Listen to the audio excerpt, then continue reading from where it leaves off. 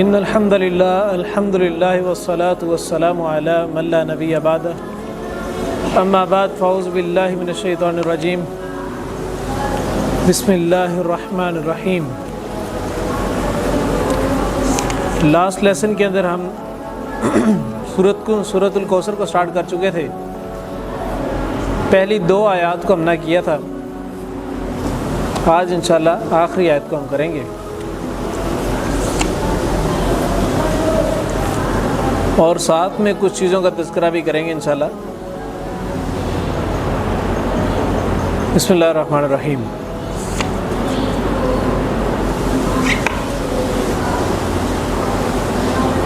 انا اعطیناک الکوثر فصل لربک وانحر ان شانئک هو الابتر۔ پروفٹ صلی اللہ علیہ وسلم کو دلاسا دیا جا رہا ہے، حوصلہ دیا جا رہا ہے کہ ہم آپ کو کوثر عطا کریں گے، خیر الکثیر عطا کریں گے، سب سے زیادہ خیر بھلائیاں عطا کریں گے، فائدے عطا کریں گے۔ آپ کے کرنے کا کام یہ ہے، فصلی لربک وانحر، آپ نے نماز پڑھنی کس کے لیے؟ اپنے رب کے لیے۔ وانحر، اور قربانی بھی کرنی ہے تو کس کے لیے؟ اپنے رب کے لیے۔ پھر فرمایا ان شانئک هو الابتر، یقیناً تیرا دشمن ہی لا ولد ہوگا۔ فرمایا کہ آپ کی شان جو سی ہمیشہ ابتر رہے گی، آپ کی شان کبھی کم نہیں ہو سکتی۔ لوگ جتنا مرضی آپ کو ڈیموٹیویٹ کر لیں، آپ علیہ الصلوۃ والسلام کی شان کم نہیں ہو سکتی، آپ کی شان ہمیشہ قائم رہنے والی ہے۔ کیونکہ آپ علیہ الصلوۃ والسلام اللہ تعالیٰ کے خلیل ہیں، دوست ہیں۔ جو شخص ہمارا دوست ہوتا ہے، ہماری یہ خواہش ہوتی ہے کبھی بھی ہمارے دوست کو تکلیف نہ پہنچے، ہمارے دوست کو تکلیف پہنچ رہی ہے اس کا جواب ہم دیں وہ نہ دیں، ہماری کوشش یہ ہوتی ہے۔ جس کو اللہ تعالیٰ نے اپنا خلیل بنا لیا، رسول اللہ صلی اللہ علیہ وسلم کو اللہ تعالیٰ نے خلیل بنایا نا، جس کو اللہ تعالیٰ نے خلیل بنا لیا، اللہ تعالیٰ نے اپنا دوست بنا لیا، اللہ تعالیٰ کیسے اس کی کمر لگنے دیں گے؟ کیسے اپنے دوست کو جو ان سے نا وہ ڈی موٹیویٹ ہونے دیں گے، ڈیگریڈ ہونے دیں گے لوگوں کے ہاتھوں؟ اللہ تعالیٰ خود اپنے رسول کا دفاع کرتے ہیں۔ کیوں؟ کیونکہ اس رسول کو اللہ تعالیٰ نے خود اپنا خلیل بنایا، دوست بنایا ہے۔ فرمایا کہ تیری شان ہمیشہ قائم رہے گی، تیرا دشمن ہی لا ولد ہوگا، یعنی تیرے دشمن کی اولاد کوئی نہیں ہوگی۔ اولاد رہے گی، نسل رہے گی تو صرف اور صرف کس کی رہے گی؟ رسول اللہ صلی اللہ علیہ وسلم کی رہے گی۔ آپ خیر الکثیر کے اندر ایک اور بھی چیز دیکھیں، وہ یہ کہ تمام مشرکین مکہ کی نسلیں ختم ہو گئیں، لیکن آج بھی رسول اللہ صلی اللہ علیہ وسلم کی آل آج بھی زندہ ہے۔ پوری دنیا کے کونے کونے کے اندر چلے جائیں، رسول اللہ صلی اللہ علیہ وسلم کی آل نسل آج بھی زندہ ہے، چاہے سیدہ فاطمہ سے، چاہے سیدنا علی سے ہے، چاہے حسن سے ہے، چاہے حسین سے ہے، وہ کسی سے بھی ہو، لیکن نسل آج بھی قائم ہے۔ ٹھیک ہے، ان کی نسل کی پہچان آج بھی قائم ہے۔ لیکن وہ لوگ جو رسول اللہ صلی اللہ علیہ وسلم کو لا ولد کہتے تھے کہ آپ کا کوئی بیٹا نہیں ہے، ان کی نسل ختم ہو چکی۔ تو یہ وہ ایک چیز ہے جو کہ اللہ تعالیٰ نے اس صورت کے اندر بیان کی۔ بیسک مقصد جو ان سے ہے وہ بظاہر تو یہ نظر آتا ہے کہ اللہ تعالیٰ نے حوصلہ دی ہے، موٹیویشن دی ہے صورت کے اندر، لیکن اس سے اور بھی بہت سے اسباق نکلتے ہیں۔ پہلی چیز کہ اللہ تعالیٰ نے یہاں پر بیان فرمایا کہ فصلی لربک وانحر، نماز پڑھنی اپنے رب کے لیے اور قربانی بھی کرنی اپنے رب کے لیے۔ اس میں ایک چیز چھپی ہوئی ہے، وہ یہ کہ بدعت جو ہے نا، بدعت وہ کہتے ہیں ایسی چیز جو دین کے اندر نیکی سمجھ کر کی جائے اور اس سے پہلے اس کی اصل موجود نہ ہو، اس کی بنیاد موجود نہ ہو۔ مثال کے طور پہ ہم نماز پڑھتے ہیں، کوئی بھی نفل نماز پڑھتے ہیں، 2 رکعت نفل نماز کسی بھی ٹائم پڑھنا شروع کر دیں، پڑھ سکتے ہیں، اجازت ہے۔ کیوں؟ کیونکہ اس کی بیس، اس کی اصل، اس کا اوریجن، اس کی بنیاد اسلام کے اندر موجود ہے۔ رسول اللہ صلی اللہ علیہ وسلم پڑھا کرتے تھے نفل نماز، 2 رکعت نفل نماز کسی بھی ٹائم پڑھا کرتے تھے، ہم بھی پڑھ سکتے ہیں۔ رسول اللہ کا معمول تھا، ہم پڑھ سکتے ہیں جب مرضی پڑھنا چاہیں، جتنی مرضی پڑھنا چاہیں، چاہے 2 پڑھیں، چاہے 20 پڑھیں، چاہے 1000 پڑھیں، پڑھ سکتے ہیں جتنی مرضی پڑھنا چاہیں، اجازت ہے۔ یعنی یہ بدعت نہیں ہے۔ لیکن بدعت وہ چیز ہوگی جو کہ دین کے اندر نیکی سمجھ کے میں کروں اور اس کی بنیاد کوئی موجود نہ ہو۔ ٹھیک ہے، اس کی بیشتر مثالیں ہماری سوسائٹی کے اندر ملتی ہیں۔ تو رسول اللہ صلی اللہ علیہ وسلم کل قیامت کے دن حوض کوثر پہ موجود ہوں گے۔ یہ فرمایا نا انا اعطیناک الکوثر، ہم آپ کو کوثر عطا کریں گے۔ حوض کوثر کے اوپر رسول اللہ صلی اللہ علیہ وسلم موجود ہوں گے۔ حوض کوثر کے بارے میں بتاتا چلوں کہ یہ ایک جنت کے اندر سے پھوٹنے والا چشمہ ہے، جس سے ایک چھوٹی سی ندی نکلے گی اس چشمے سے، اور جس جگہ جا کے وہ حوض کے اندر اکٹھی ہوگی، حوض کہتے ہیں ایسی جگہ ہو جہاں پانی اکٹھا سا ہو جائے نا، ہم اپنے گھروں کے اندر بھی چھوٹے چھوٹے حوض بنایا کرتے ہوتے ہیں، تو حوض جہاں پر پانی اکٹھا ہو جاتا ہے وہاں پر اس حوض کے اندر جو پانی ہوگا، رسول اللہ صلی اللہ علیہ وسلم نے فرمایا کل قیامت کا دن ہوگا، لوگ اپنے پیاس کی وجہ سے مر رہے ہوں گے، تو جس شخص کو ایک گھونٹ پانی اس حوض سے نصیب ہو جائے گا، حوض کوثر سے جس کو ایک گھونٹ پانی پینا نصیب ہو جائے گا، اس کو قیامت کے ختم ہونے تک اس کو پیاس دوبارہ نہیں لگے گی، حشر کے میدان اینڈ ہونے تک اس کو دوبارہ پیاس نہیں لگے گی۔ یہ اللہ کے رسول نے فرمایا۔ کچھ لوگ ایسے خوش نصیب ہوں گے جن کو رسول اللہ صلی اللہ علیہ وسلم خود اپنے ہاتھوں کے اندر حوض کوثر کا پانی ڈال کے اور ان کے لبوں کے ساتھ لگا کے ان کو پلائیں گے، خود اپنے ہاتھوں کا چلو بنا کے رسول اللہ صلی اللہ علیہ وسلم ان کو پانی پلائیں گے۔ کچھ لوگ اتنے خوش نصیب ہوں گے، اور کچھ لوگ ہوں گے جو حوض کے پاس پڑے ہوئے، آپ گلاس کہہ لیں، آپ باؤل کہہ لیں، آپ پیالہ کہہ لیں، کچھ بھی کہہ لیں، اس کے اندر وہ پانی ڈال کے پئیں گے۔ اور کچھ لوگ ہوں گے وہ حوض کوثر کی طرف آ رہے ہوں گے، اچانک سے درمیان میں پردہ آ جائے گا رسول اللہ اور حوض کوثر اور ان لوگوں کے درمیان میں۔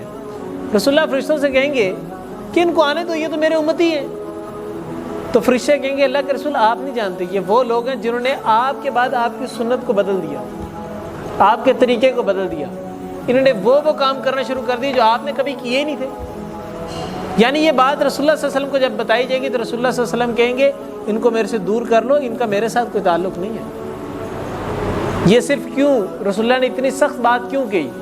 صرف اس وجہ سے کہ جب ان لوگوں نے رسول اللہ کے طریقے کو بدلنا شروع کیا، رسول اللہ کے طریقے کو بدلنے سے مراد یہ ہے کہ آپ اللہ تعالیٰ کے طریقے کو بدل رہے ہیں، کیونکہ اللہ تعالیٰ نے قرآن مجید کے کئی جگہ پہ بیان فرمایا کہ اگر تم اللہ تعالیٰ کی اطاعت کرنا چاہتے ہو تو رسول کی اطاعت کرو، اگر اللہ سے محبت کرنا چاہتے ہو رسول سے محبت کرو، رسول سے محبت کرو گے اللہ تعالیٰ تم سے محبت کرے گا، رسول کی اطاعت کرو گے اور اللہ تعالیٰ کی اطاعت ہوگی اور تم اپنے اعمال کو ضائع نہ کرو، وَلَا تُبْطِلُوا أَعْمَالَكُمْ۔ اللہ تعالیٰ نے بیشتر جگہ پہ اس طرح کی باتوں کو بیان فرمایا۔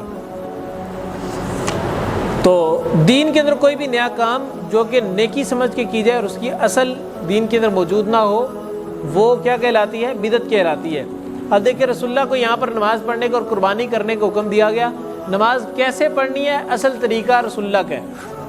اگر میں اپنے طریقے سے پڑھتا جاؤں تو وہ نماز نہیں ہوگی، میں چاہوں کہ 4 رکعت کی جگہ 5 پڑھتا جاؤں یا 6 رکعتیں پڑھتا جاؤں، ایسے نہیں ہو سکتا۔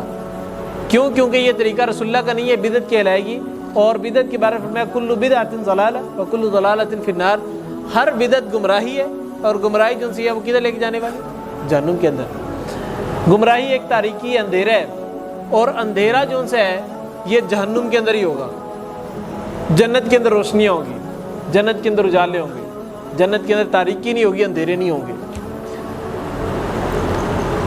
تو لہٰذا اللہ تعالیٰ سے دعا کرنی چاہیے کہ اللہ تعالیٰ ہمیں بدعات سے بچا کر رکھے۔ دوسری چیز، سورۃ الکوثر کے اندر جو بنیادی طور پہ جو بات دی گئی، جو تعلیم دی گئی ہے، وہ توحید کا درس ہے۔ کس چیز کا درس ہے؟ توحید کا۔ سورۃ الکوثر کے اندر بیسیکلی توحید کا درس دیا گیا۔ اللہ تعالیٰ نے پوری سورۃ الکوثر کے اندر ایک ہی بات بیان فرمائی، وہ یہ کہ لوگوں اللہ تعالیٰ کی طرف آ جاؤ، انا اعطیناک الکوثر، ہم آپ کو خیر کثیر دیں گے۔ ہم سے مراد کس کی ذات ہے؟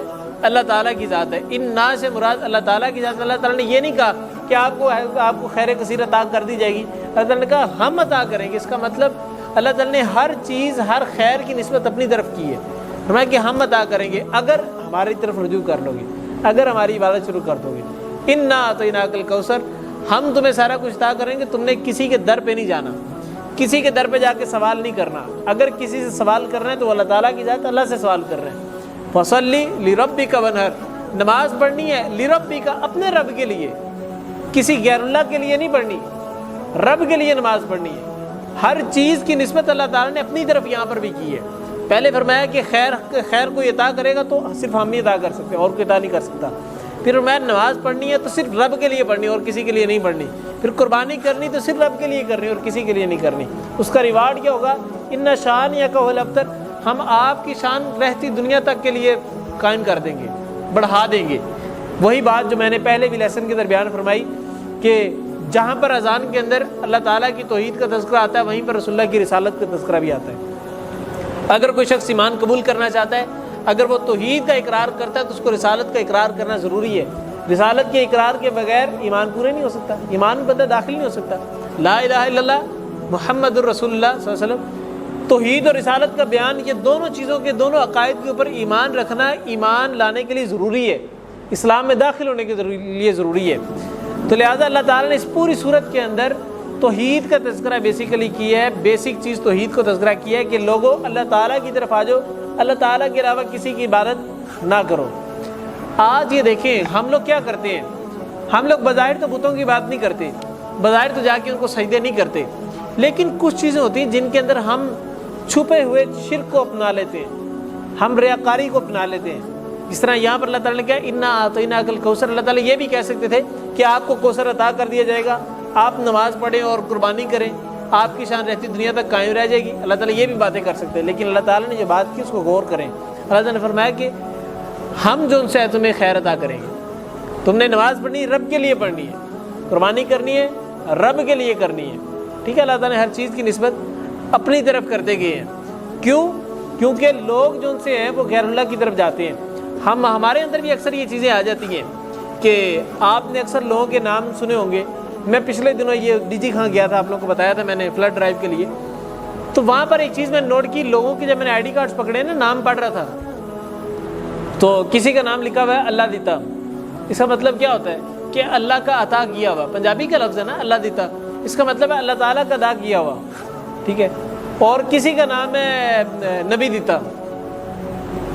اب یہ وہی لوگ ہیں جہاں پر میں موجود تھا، ان کے آئی ڈی کارڈ پکڑے، کسی کا نام اللہ دیتا ہے تو کسی کا نام نبی دیتا ہے۔ مجھے بتائیں کیا یہ شرک کے اندر شمار نہیں ہوگا؟ کسی کا نام لکھا پیراں دیتا، پیروں کا عطا کیا ہوا، کیا یہ شرک کے اندر شمار نہیں ہوگا؟ ہم نے اپنے نام مشرکین مکہ والے رکھ لیے۔ مشرکین مکہ کے نام کیا ہوتے تھے؟ ہم رکھتے ہیں نا عبداللہ، نام رکھتے ہیں کہ اللہ کا بندہ، ٹھیک ہے۔ وہ لوگ نام رکھتے تھے عبد العزا، عزا ان کا ایک بت تھا جس کی وجہ سے وہ نام رکھتے تھے عبد العزا، عزا کا عطا کیا ہوا، عبد القصا، قصا کا عطا کیا ہوا، ٹھیک ہے۔ عبد الشمس، سورج کا عطا کیا ہوا، کیونکہ سورج کی بات بھی کرتے لوگ، آگ کی بات، چاند کی بات کرتے تھے، رات کی بات کرتے، تاروں کی عبادت کرتے تھے، ہر چمکتی چیز، ہر ابھرتی ہوئی چیز کو وہ سجدہ کرتے تھے۔ تو آج ہم لوگ بھی تو یہی کر رہے ہیں۔ اسی لیے یہ اللہ تعالیٰ کو باتیں ساری پتہ تھی، اسی لیے اللہ تعالیٰ نے بیان فرمایا انا اعطیناک الکوثر، کوئی خیر دے سکتا ہے تو صرف ہم دے سکتے ہیں۔ کوئی اگر خیر عطا کر سکتا ہے تو صرف اللہ تعالیٰ کی ذات کی جسے خیر مل سکتی ہے۔ پھر میں فصلی لربک وانحر، نماز پڑھنی صرف میرے لیے پڑھنی ہے۔ آج میں نام نہیں لینا چاہتا، بہت بڑا ایک فیمس قسم کا دربار ہے، وہاں پر باقاعدہ جو ان سے ہے وہ پیر صاحب کی عبادت کی جاتی ہے، ان کے سامنے سجدے نماز پڑھی جاتی ہے ان کے لیے، ٹھیک ہے، اور ان کے جو دربار ہے اس کے گرد طواف کیا جاتا ہے، حج کیا جاتا ہے، عمرے کیے جاتے ہیں۔ کیا یہ شرک کے اندر شمار نہیں ہوگا؟ یہ وہ چیزیں ہیں جو اللہ تعالیٰ کو پہلے سے پتہ تھی، اسی لیے اللہ تعالیٰ نے کہا فصلی لربک، نماز پڑھنی کس کے لیے؟ اپنے رب کے لیے، اور کسی کے لیے نماز نہیں پڑھنی۔ ان شانیک والابتر، ہم آپ کو ریوارڈ کے طور پہ آپ کا نام رہتی دنیا تک مشہور کر دیں گے، فیمس کر دیں گے، آپ کو دنیا کا سکسیسفل پرسن بنا دیں گے، آپ کو دنیا کا کامیاب ترین شخص بنا دیں گے۔ میں نے پہلے کہا تھا کہ ایک انگریز نے کتاب لکھی تھی 100 کامیاب ترین انسان، اس کا اگر اردو ترجمہ کیا 100 کامیاب ترین انسان، اس میں پہلا نام رسول اللہ کا لکھا گیا صلی اللہ علیہ وسلم۔ اس کی وجہ یہ ہے، اس کی وجہ یہ ہے کہ اللہ تعالیٰ نے یہ بات کر دی ان شانیک والابتر۔ اگر میں آپ کو ایک اور چیز بتاتا ہوں، اگر کوئی شخص کتاب لکھتا اور اس میں 100 ناکام ترین لوگوں کے نام لکھتا اور اس میں پہلا نام اگر محمد صلی اللہ علیہ وسلم کا لکھ دیتا تو قرآن کو جھوٹا ثابت کر سکتا تھا، لیکن قرآن کو وہ جھوٹا ثابت کر ہی کوئی نہیں انسان سکتا۔ یہی وجہ کہ انسان نہ چاہتے ہوئے بھی، کوئی غیر مسلم بھی ہے نا، وہ نہ چاہتے ہوئے بھی رسول اللہ صلی اللہ علیہ وسلم کی شان کو پہلے نمبر پہ لے کے آنے پہ مجبور ہے۔ کیوں؟ کیونکہ اللہ تعالیٰ نے قرآن مجید میں بات کہہ دی اور قرآن مجید کی بات غلط ہو نہیں سکتی۔ چلیں نیکسٹ پارٹ، طہارت کے احکامات۔ کہاں تک پہنچ گئے تھے ہم؟ وضو کے مسائل ہو گئے تھے، نواقض وضو ہو گئے تھے، موضوع اور پگڑی پر مسا ہو گیا تھا۔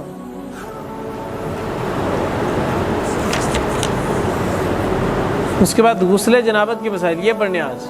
بسم اللہ الرحمن الرحیم۔ غسل جنابت کے مسائل پڑھنے سے پہلے کچھ چیزیں ڈسکس کر لیتے ہیں۔ اسلام نے بڑے کھلے انداز سے ہر چیز کو بیان کیا۔ اسلام نے دنیا کے معاملات کو سمجھنے کے لیے کسی بھی شرم کو سامنے نہیں رکھا۔ اسلام نے کہا ہر چیز کھول کے بیان کی جائے گی، کسی بھی چیز کا لحاظ نہیں کیا جائے گا، شرم نہیں کی جائے گی، کیونکہ انسانی فطرت ہے۔ یہ آپ کے ساتھ بھی معاملہ ہے، یہ ہر کسی کے ساتھ معاملہ ہے۔ انسان کیونکہ انسانی جسم کے تقاضے ہیں، تو اس کو پورا کرنے کے لیے اسلام نے کسی قسم کا شرم یا آڑ محسوس نہیں کی، اسلام نے کھل کے ہر چیز بیان کر دی۔ جنابت کہتے ہیں جب انسان احتلام یافتہ ہو جاتا ہے، جب انسان سے محتلم ہو جاتا ہے، اس کو احتلام واقع ہو جاتا ہے۔ رات احتلام ہوتا یہ ہے کہ رات کو سوئے سے اگر انسان کی یورین والی سائڈ سے کوئی چیز خارج ہو جائے، وہ وائٹ کلر کا کوئی لیکوڈ ہوتا ہے، وہ اگر خارج ہو جائے، سپرم سیلز ہوتے ہیں وہ اصل میں، وہ اگر خارج ہو جائے تو انسان محتلم ہو جاتا ہے، انسان احتلام والا ہو جاتا ہے، ٹھیک ہے، انسان جنبی ہو جاتا ہے۔ تو اس کنڈیشن کے اندر یہ ہوتا ہے کہ انسان ناپاکی کی حالت کے اندر چلا جاتا ہے۔ اب اس ناپاکی کی حالت سے انسان کو باہر نکالنے کے لیے طہارت فرض ہے، غسل فرض ہے۔ غسل کرے گا تو انسان پاک ہو جائے گا۔ اب وہ غسل کرنے کا کیا طریقہ ہوگا، کپڑوں کو کیسے پاک کیا جائے گا، پہلے بنی اسرائیل کے اندر کیا ہوتا تھا، امت محمدیہ کے اندر کیا ہوتا تھا، آج ہم انشاءاللہ وہ پڑھیں گے۔ جنابت سے غسل کرنا فرض ہے۔ ارشاد باری تعالیٰ ہے وَإِن كُنتُمْ جُنُبًا فَطَّهَّرُوا، اگر تم حالت جنابت میں ہو تو غسل کرو۔ سورۃ المائدہ کے اندر اللہ تعالیٰ نے بیان فرمایا، سورۃ المائدہ کی آیت نمبر 6 کے اندر۔ حالت جنابت میں نماز پڑھنا، طواف کرنا، قرآن کریم کی تلاوت کرنا اور مسجد میں ٹھہرنا منع ہے۔ ارشاد باری تعالیٰ ہے وَلَا جُنُبًا إِلَّا عَابِرِي سَبِيلٍ، اور نہ ہی جنابت کی حالت میں نماز پڑھو اور نہ ہی مسجد میں ٹھہرو سوائے اس سے گزرتے ہوئے۔ یعنی معلوم ہوا کہ انسان اگر جنبی ہو جائے، انسان احتلام والا ہو جائے، انسان ناپاک ہو جائے، تو انسان کے اوپر انسان اس حالت میں نماز نہیں پڑھ سکتا، نماز پڑھنے کی اجازت نہیں ہے۔ نماز پڑھنی ہے تو اس کے لیے غسل کرنا ضروری ہے، طہارت حاصل کرنا ضروری ہے۔ دوسری چیز، پہلی چیز نماز نہیں پڑھ سکتا، دوسری چیز حالت جنابت کے اندر انسان مسجد میں داخل نہیں ہو سکتا، مسجد میں ٹھہر نہیں سکتا۔ البتہ یہ ہے کہ ایک بندے کا راستہ ہے، اس نے دوسری گلی کے اندر جانا ہے اور گلی کے اندر جانے کا راستہ ہی مسجد ہے، مسجد کے گزر کے جانا پڑتا ہے، تو وہاں سے گزر سکتے ہیں۔ دوسری یہ حالت ہے کہ آپ کا کوئی بھائی یا دوست یا کوئی بھی بندہ مسجد کے اندر بیٹھا ہے، آپ کو اس سے کوئی چیز لینی، ضروری چیز لینی ہے، اور آپ حالت جنابت میں ہیں، تو آ کے وہ چیز لے کے وہاں سے جا سکتے ہیں، وہاں پر بیٹھ نہیں سکتے زیادہ دیر، ٹھیک ہے، صرف آئے وہ چیز لیں اور اٹھ کے چلے جائیں فوراً ہی۔ اتنی اجازت اسلام نے دی ہے۔ دوسری بات، طواف نہیں کیا جا سکتا، اللہ تعالیٰ کی عبادت نہیں کی جا سکتی جس کے لیے باقاعدہ وضو کی ضرورت ہو نا، جس عبادت کے لیے، اس عبادت کو نہیں کیا جا سکتا، کیونکہ وضو کرنے کے لیے پہلی چیز ضروری ہے کہ انسان غسل کرے، غسل کرے گا، کپڑے پاک کرے گا، پھر انسان وضو کرے گا تو پھر کام ہوگا، ٹھیک ہے۔ جس عبادت کے لیے وضو ضروری ہے اس عبادت کے لیے غسل بھی ضروری ہے، طہارت حاصل کرنا ضروری ہے۔ سیدنا علی رضی اللہ عنہ فرماتے ہیں کہ رسول اللہ صلی اللہ علیہ وسلم حالت جنابت کے علاوہ ہر حال میں ہمیں قرآن مجید پڑھایا کرتے تھے، یعنی قرآن مجید کو پڑھانے کے لیے، قرآن مجید کی تلاوت کرنے کے لیے جو ان سے ہے وہ غسل کرنا ضروری ہے۔ انسان اگر جنبی ہو جائے، انسان پر اگر غسل واجب ہو جائے تو اس کے لیے پہلے جو ان سے ہے وہ طہارت حاصل کرنی پڑے گی، غسل کرنا پڑے گا، پھر انسان تلاوت کر سکتا ہے قرآن مجید کی۔ البتہ ذکر اذکار کر سکتا ہے، سبحان اللہ والحمد للہ لا الہ الا اللہ واللہ اکبر لا حول ولا قوۃ الا باللہ، اس طرح کے ذکر اذکار انسان کر سکتا ہے حالت جنابت کے اندر بھی، لیکن تلاوت نہیں کر سکتا۔ دوسری چیز، اگر نیند سے جاگنے کے بعد احتلام کا شک ہو اور کپڑوں یا جسم پر سپم کے اثرات ہوں تو غسل کرنا چاہیے، ورنہ غسل کرنے کی ضرورت نہیں۔ انسان کو ایک ہے کہ خواب صرف آیا ہے، ٹھیک ہے، انسان کو لگا ہے کہ وہ اس طرح وہ اس پہ غسل واجب ہو گیا ہے، لیکن جب وہ اٹھا اس نے اپنے کپڑے دیکھے، کپڑے ناپاک نہیں ہوئے، کئی نشانات نہیں نظر آئے، کوئی جسم پر کوئی گندگی نہیں لگی، کپڑوں پہ کوئی گندگی نہیں لگی، تو اس پہ غسل واجب نہیں ہوگا۔ یہ اس کا صرف اور صرف جس اس کا ایک وہم ہے، ٹھیک ہے، یہ کوئی حقیقت کے ساتھ اس کا تعلق نہیں ہے۔ دوسری بات، نماز جمعہ کے لیے جانے سے پہلے غسل کرنا چاہیے، اگر کسی وجہ سے غسل نہ کر سکے تو وضو کر لینا کافی ہے۔ یعنی رسول اللہ صلی اللہ علیہ وسلم کی سنت تھی کہ جب بھی رسول اللہ صلی اللہ علیہ وسلم نماز جمعہ کے لیے جاتے تھے، جمعہ پڑھنے کے لیے جاتے تھے، تو پہلے غسل کر کے جاتے تھے۔ اگر وہ غسل کرنے کا ٹائم نہ ہو یا پانی نہ ہو یا اس طرح کوئی سچویشن ہے تو وضو بھی کر لینا کافی ہے، فرض نہیں ہے، البتہ سنت ضرور ہے۔ اس کے بعد نماز عیدین کے لیے حج عمرہ کا احرام باندھنے سے پہلے غیر مسلم کے اسلام قبول کرنے اور میت کو غسل دینے کے بعد غسل کرنا مستحب ہے۔ ابو ہریرہ رضی اللہ تعالیٰ عنہ سے روایت ہے، وہ نریٹ کرتے ہیں کہ رسول اللہ صلی اللہ علیہ وسلم نے فرمایا کہ میت کو غسل دینے والا غسل کرے اور غسل کے دوران میت کو اٹھانے والا وضو کرے۔ اب دو تین چیزیں ہیں جن سے پہلے جن سے پہلے جن کے بعد غسل کرنا ضروری ہے۔ پہلی چیز نماز عیدین کے لیے، عیدین سے مراد عید واحد ہے، اور عید کا لفظ واحد ہے، اور عیدین تثنیہ ہے۔ اردو کے اندر دو قسم کی چیزیں ہوتی ہیں، واحد ہوتی ہے اور جمع ہوتی ہے، ایسی ہے۔ عربی کے اندر تین قسم کی چیزیں ہوتی ہیں، واحد، تثنیہ اور جمع۔ واحد کہتے ہیں ایک چیز کو، تثنیہ کہتے ہیں دو چیزوں کو، اور جمع کہتے ہیں دو سے زیادہ چیزوں کو۔ سمجھ آ گئی بات کی؟ عیدین کا لفظ تثنیہ کا لفظ ہے، یعنی اس میں دو چیزیں ہیں۔ معلوم ہوا کہ عیدیں بھی صرف دو ہیں۔ عید کون کون سی ہے؟ عید الفطر اور عید الاضحیٰ۔ اب عید الفطر اور عید الاضحیٰ دونوں عیدین کی نماز پر جانے سے پہلے غسل کرنا رسول اللہ صلی اللہ علیہ وسلم کی سنت تھی۔ دوسرا، حج اور عمرے کا احرام باندھنے کے لیے جو شخص حج عمرہ کرنے کے لیے جاتے ہیں وہ احرام باندھتے ہیں، وائٹ کلر کی چادریں پہنتے ہیں، وہ پہننے سے پہلے غسل کرنا ضروری ہے۔ تیسرا، اگر کوئی شخص غیر مسلم ہے، وہ ایمان قبول کر رہا ہے، اسلام قبول کر رہا ہے، اس کو سب سے پہلے غسل کروایا جائے، اس کو پاک کروایا جائے، کیونکہ اس سے پہلے وہ جب بھی احتلام یافتہ ہوتے تھے وہ کبھی غسل نہیں کرتے تھے، وہ صرف نہا لیتے تھے۔ غسل کرنا ایک پراپر طریقہ کار ہے اس کا، تو اس لیے جو بھی شخص اسلام قبول کرے گا اس کو پہلے غسل کروایا جائے گا۔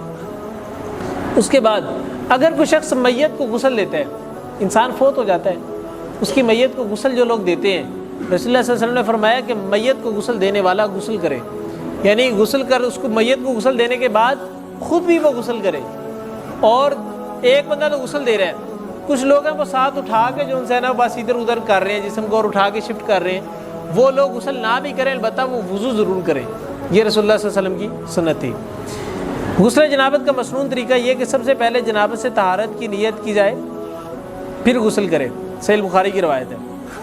صحیح بخاری میں ام المؤمنین سیدہ عائشہ رضی اللہ تعالی عنہا رسول اللہ صلی اللہ علیہ وسلم کے غسل کا طریقہ بیان کرتے ہوئے فرماتی ہیں، جب رسول اللہ صلی اللہ علیہ وسلم غسل جنابت فرماتے تو پہلے اپنے دونوں ہاتھوں کو دھوتے، پھر دائیں ہاتھ سے بائیں ہاتھ پر پانی ڈال کر اپنے پرائیویٹ پارٹس کو دھوتے، پھر نماز کی طرح وضو کیا کرتے۔ اس کے بعد ہاتھ کی انگلیوں سے سر کے بالوں کی جڑوں کو پانی سے تر کرتے، 3 لب پانی سر پر ڈالتے، اور پھر سارے بدن پر پانی بہاتے، اور آخر میں دونوں پاؤں دھوتے۔ اور مسنون طریقہ غسل کے علاوہ اگر غسل جنابت کی نیت سے جسم کو پانی سے تر کر لیا جائے تو بھی غسل ہو جاتا ہے۔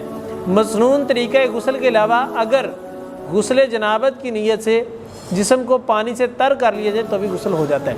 اچھا جی، اب طریقہ کار یہ ہے، انسان پر غسل واجب ہو گیا، انسان کیا کرے؟ اٹھتے ساتھ سب سے پہلے تو جائے اور نیت کرے کہ میں کرنے کیا لگاؤں۔ نیت کیا کرنی ہے؟ یہ نہیں کرنی کہ سامنے شاور، پیچھے جو انسان دروازہ، اور میں جناب غسل کرنے لگاؤں، یہ نیت نہیں کرنی۔ نیت دل کے ارادے کا نام ہے، دل کے اندر آپ کو پتہ ہے کہ آپ کیا کرنے لگے ہیں، آپ کو بہتر طریقہ پتہ ہے کہ میں نے غسل کرنا ہے اب، تو غسل کی پہلے نیت کریں، اور اس کے بعد آپ نے جو ان سے سب سے پہلے اپنے ہاتھوں کو دھونا ہے۔ کس کو دھونا ہے؟ ہاتھوں کو۔ رسول اللہ صلی اللہ علیہ وسلم سب سے پہلے اپنے دونوں ہاتھوں کو دھوتے تھے، پھر دائیں ہاتھ سے بائیں ہاتھ کی اور پانی ڈالتے تھے۔ اس کے بعد کیا کرتے تھے؟ اپنے پرائیویٹ پارٹس کو دھوتے تھے، جہاں پر گندگی لگی ہوتی تھی، جہاں پر ناپاکی لگی ہوتی تھی، اس کو صاف کرتے تھے، ٹھیک ہے۔ اس کے بعد کیا کرتے؟ رسول اللہ صلی اللہ علیہ وسلم باقاعدہ دوبارہ ہاتھوں کو دھوتے تھے، کیونکہ اوبیسلی بات ہے، اب گندگی کو صاف کیا، دوبارہ گندے ہو گئے، دوبارہ ہاتھوں کو دھونے ہیں، ٹھیک ہے۔ ہاتھوں کو اچھے طریقے سے کم از کم یہاں تک ہاتھوں کو دھونے ہیں۔ ہاتھوں کو دھونے کے بعد سب سے پہلی چیز جو کرنی ہے وہ یہ ہے کہ آپ نے لفظ بسم اللہ پڑھنا ہے۔ کیا پڑھنا ہے؟ بسم اللہ، کیونکہ وضو کرنے لگے ہیں۔ وضو کرنے سے پہلے لفظ بسم اللہ پڑھنا ضروری ہے، اس کے بغیر وضو نہیں ہوتا۔ بسم اللہ لفظ ادا کرنے کے بعد وضو کرنے نماز کے جس طرح نماز کے لیے وضو کیا جاتا ہے، لیکن کہاں تک کرنا ہے؟ جہاں تک سر کا مسح کرتے ہیں، ہاتھ دھویا، ٹھیک ہے، کلی کی ہے، ناک میں پانی چڑھایا، منہ دھویا، بازو دھوئے، اس کے بعد سر کے مسح کی جب باری آئے گی نا، پہلا چلو پانی کا بھرنا ہے، سر کے 3 حصے کر لینے ہیں، فرنٹ والا، مڈل پارٹ اور بیک پارٹ، یہ 3 حصے سر کے کر لینے ہیں۔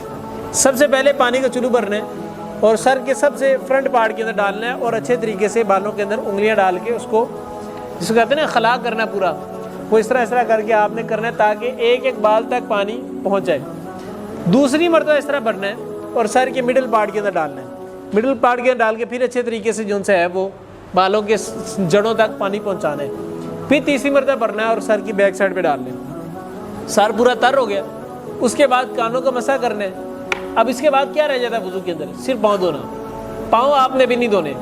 اس کے بعد آپ نے کرنا کیا ہے؟ وہ یہ کرنا ہے کہ آپ نے شاور سے اگر نہا رہے ہیں تو سب سے پہلے رائٹ سائڈ کے جسم کو گیلا کرنا ہے، پھر لیفٹ سائڈ کے جسم کو، پھر رائٹ سائڈ، پھر لیفٹ، پھر رائٹ، پھر لیفٹ، 3 مرتبہ دھونا سنت ہے اور 1 مرتبہ دھونا فرض ہے۔ 1 مرتبہ دھونا کیا ہے؟ فرض ہے، اور 3 مرتبہ دھونا سنت ہے۔ اب ہوگا یہ کہ رائٹ اور پھر لیفٹ، ہمیشہ اچھا کام کہاں سے سٹارٹ کرتے ہیں؟ رائٹ سائڈ سے۔ رائٹ سائڈ سے دھونا سٹارٹ کرنا ہے، پہلے right left right left right اور پھر لیفٹ۔ جسم دھو لیا، اس کے بعد آپ نے پاؤں کو دھونا ہے، پاؤں کو دھو لیا، وضو کمپلیٹ ہو گیا، ٹھیک ہے۔ اب آپ نے شاور کھول کے یہ جسے بھی نہا رہے ہیں، آپ نے پورے جسم کے اوپر پانی ڈالنا ہے اچھے طریقے سے، اتنے اچھے طریقے سے بہانا ہے کہ جسم کا کوئی بھی حصہ خشک نہیں رہنا چاہیے، یہ بات یاد رکھنی ہے۔ جسم کا اگر کوئی حصہ خشک رہ گیا تو غسل پورا نہیں ہوگا، اس کے لیے دوبارہ غسل کرنا پڑے گا۔ تو لہٰذا اچھے طریقے سے تسلی کے ساتھ نہانا ہے، جسم کو اچھے طریقے سے تر کرنا ہے، کوئی بھی پارٹ خشک نہیں رہنا چاہیے۔ یہ آپ کے غسل کا سب سے آسان اور سیدھا سا طریقہ ہے۔ بنی اسرائیل کے اندر پہلے ہی ہوتا تھا، ہمارے لیے تو یہ ہے کہ اگر کپڑے ناپاک ہو جائیں تو کپڑوں کو دھو لیں، صاف کر لیں یا کھرچ لیں، اور اگر جسم ناپاک ہو جائے اس کو صاف کر لیں، دھو لیں۔ بنی اسرائیل کے اندر یہ ہوتا تھا کہ جن کے کپڑے ناپاک ہوتے تھے وہ کپڑوں کو صاف نہیں کر سکتے تھے، کپڑے دوبارہ پھینکنے پڑتے تھے، نئے کپڑے خریدنے پڑتے تھے، اس طرح میں نے آپ کو پہلے ہی بتایا تھا۔ چلیں لاسٹ پارٹ کھول لیں۔ ہم نے لاسٹ لیسن کے اندر پڑھا تھا کہ احسان کے معنی کیا، آج انشاءاللہ پڑھیں گے یوم آخرت پر ایمان کا مطلب کیا ہے، اس کی کیا دلیل ہے۔ سب سے پہلی چیز کہ یوم آخرت پر ایمان ہوتا کیا ہے۔ یوم آخرت پر ایمان یہ ہے کہ آپ سچے دل کے ساتھ اس بات کو تسلیم کریں کہ میں جو بھی دنیا کے اندر کر رہا ہوں یہ سب کچھ ریکارڈ کیا جا رہا ہے، لکھا جا رہا ہے۔ ایک وقت آئے گا، ایک دن آئے گا جب یہ سارے جسم کھولے جائیں گے، ریکارڈ سارا کھولا جائے گا، ایک سکرین کی طرح میری آنکھوں کے سامنے لایا جائے گا، پھر اس کا وزن کیا جائے گا، اور اس ٹائم جو میں نے اچھے اعمال کیے ہوں گے اس کا اجر ملے گا، جو برے اعمال کیے ہوں گے اس کا سزا ملے گی، جس کو کہتے ہیں سزا و جزا کا دن، بدلے کا دن، یوم الدین، بدلے کا دن۔ یہ جو دن جو ہے اس بات کا اقرار کرنا سچے دل کے ساتھ کہ میں جو کام کر رہا ہوں یہ لکھے جا رہے ہیں، کل قیامت کے دن ایک وقت آئے گا جب اس کا حساب کتاب کیا جائے گا، اس بات پر یقین رکھنا، قیامت کے دن پر یقین رکھنا ہی ہے۔ اس کے بعد اللہ تعالیٰ نے سورۃ الحج کی آیت نمبر 7 میں بیان فرمایا وَأَنَّ السَّاعَةَ آتِيَةٌ لَا رَيْبَ فِيهَا وَأَنَّ اللَّهَ يَبْعَثُ مَن فِي الْقُبُورِ، اور بے شک قیامت قطعاً آنے والی ہے جس میں کوئی شک نہیں، اور بے شک اللہ تعالیٰ قبروں والوں کو دوبارہ زندہ کرے گا۔ معلوم ہوا کہ قبر کے اندر جتنے لوگ چلے جائیں گے ایک وقت آئے گا دوبارہ زندہ کیے جائیں گے۔ تقریباً غالباً 4 قسم کے عالم ہوتے ہیں۔ سب سے پہلا عالم ہوتا ہے عالم ارواح، کون سا ہوتا ہے؟ عالم ارواح، میرے ساتھ ریپیٹ کریں۔ دوسرا عالم ہوتا ہے عالم دنیا، تیسرا عالم ہوتا ہے عالم برزخ، چوتھا ہوتا ہے عالم محشر۔ پہلا جو عالم ارواح جن سے ہے نا، اس کے اندر تمام روحیں اکٹھی ہوتی ہیں۔ دنیا میں آنے سے پہلے تمام روحیں کہاں پہ ہیں؟ عالم ارواح کے اندر۔ جو آئندہ روحیں آنی ہیں، جو آئندہ دنیا کے اندر بچے آنے ہیں، ان کی روحیں آج بھی عالم ارواح کے اندر موجود ہیں۔ عالم ارواح کے اندر کون ہوتی ہیں؟ روحیں ہوتی ہیں۔ عالم دنیا کے اندر ہم جیسے انسان ہوتے ہیں۔ عالم برزخ قبر کی زندگی ہے، جس کے اندر انسان کا سارا سسٹم سٹارٹ ہو جاتا ہے، بدلہ سٹارٹ ہو جاتا ہے۔ اور عالم محشر جو ان سے ہے وہ محشر کا میدان ہے، جس کے تمام لوگوں نے اکٹھے ہونا ہے، اپنے حساب کتاب کے جزا و سزا پانی ہے۔ سمجھ آ گئی بات کی؟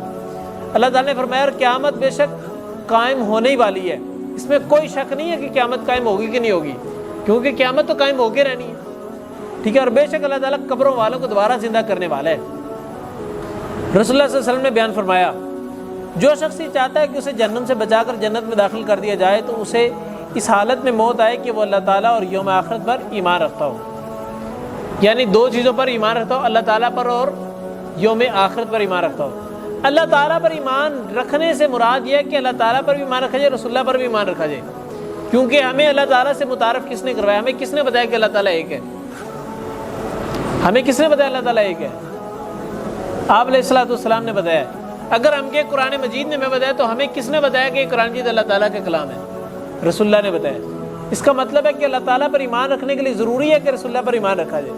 اللہ تعالیٰ نے 2 چیزیں بیان کی ہے نا، جو شخص چاہتا ہے کہ اس کو جہنم سے بچا کر جنت میں داخل کر دیا، وہ 2 چیزوں پر ایمان رکھے، اللہ تعالیٰ پر اور یوم آخرت پر۔ میں نے بتایا کہ اللہ تعالیٰ پر ایمان رکھنے کے لیے ضروری ہے کہ رسول اللہ پر ایمان رکھا جائے، رسول اللہ پر ایمان رکھنے کے لیے ضروری ہے کہ رسول اللہ نے جو تعلیمات دی ہیں اس پر ایمان رکھا جائے۔ ان کی تعلیمات میں کیا ہے تمام الہامی کتابیں آسمانی کتابیں ان پر ایمان رکھا جائے. پھر اس کے